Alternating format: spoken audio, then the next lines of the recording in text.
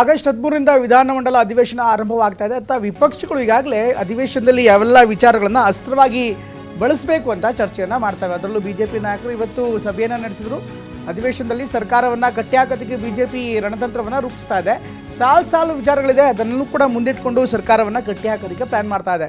ವಿಧಾನಸೌಧದ ವಿಪಕ್ಷ ನಾಯಕ ಆರ್ ಅಶೋಕ್ ಅವರ ಕಚೇರಿಯಲ್ಲಿ ಇವತ್ತು ಎಲ್ಲ ಬಿಜೆಪಿಯ ನಾಯಕರು ಆರ್ ಅಶೋಕ್, ಅದೇ ರೀತಿ ವಿಜಯೇಂದ್ರ, ಸುನಿಲ್ ಕುಮಾರ್ ಸೇರಿದಂತೆ ಎಲ್ಲ ಹಿರಿಯ ನಾಯಕರು ಇವತ್ತು ಸಭೆಯನ್ನು ಮಾಡಿದ್ರು. ಸಭೆಯಲ್ಲಿ ಸಾಕಷ್ಟು ವಿಚಾರಗಳು ಚರ್ಚೆ ಆಯಿತು. ವೆರಿ ಇಂಪಾರ್ಟೆಂಟ್ಲಿ ಇವತ್ತು ಮುಂದೆ ಬರುವಂಥ ವಿಧಾನಸಭಾ ಅಧಿವೇಶನದಲ್ಲಿ ಬಿಡದಿ ವಿಚಾರ ಇರ್ಬೋದು, KPSC ವಿಚಾರ ಇರ್ಬೋದು, ಅದೇ ರೀತಿ ಭರದ ವಿಚಾರ ಇರ್ಬೋದು, ಇದೆಲ್ಲವನ್ನೂ ಕೂಡ ಪ್ರಸ್ತಾಪ ಮಾಡೋದಕ್ಕೆ ನಿರ್ಧಾರ ಮಾಡಲಾಯಿತು.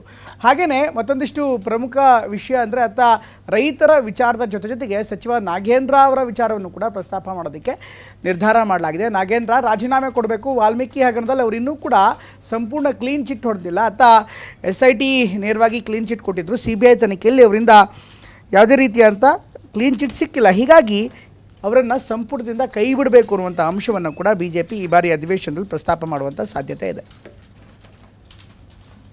ಇವತ್ತು ರಾಜ್ಯದಲ್ಲಿ ತೀವ್ರ ಬರಗಾಲ ಇದ್ದರೂ ಕೂಡ ಇವರು ಯಾತ್ರೆ ಮಾತ್ರ ನಿಂತಿಲ್ಲ. ಡೆಲ್ಲಿ ಯಾತ್ರೆ ನಿರಂತರವಾಗಿ ಡೆಲ್ಲಿ ಯಾತ್ರೆ ಮಾಡ್ತಾ ಇದ್ದಾರೆ ಹೊರತು ಈ ಬಿಡದಿ ಟೌನ್ಶಿಪ್ ರೈತರನ್ನು ಒಕ್ಕಲೆಬ್ಬಿಸಿ ಹಳ್ಳಿಗಳನ್ನೇ ಖಾಲಿ ಮಾಡಿಸಿ ಆ ಬಿಡದಿ ಟೌನ್ಶಿಪ್ ಮಾಡೇ ಮಾಡ್ತೀನಿ, ಅದರಲ್ಲಿ ದುಡ್ಡು ಹೊಡಿತೀನಿ ಅನ್ನೋ ತೀರ್ಮಾನಕ್ಕೆ ರಾಜ್ಯ ಸರ್ಕಾರ ಬಂದಿದೆ. ಇದರ ವಿರುದ್ಧನೂ ಕೂಡ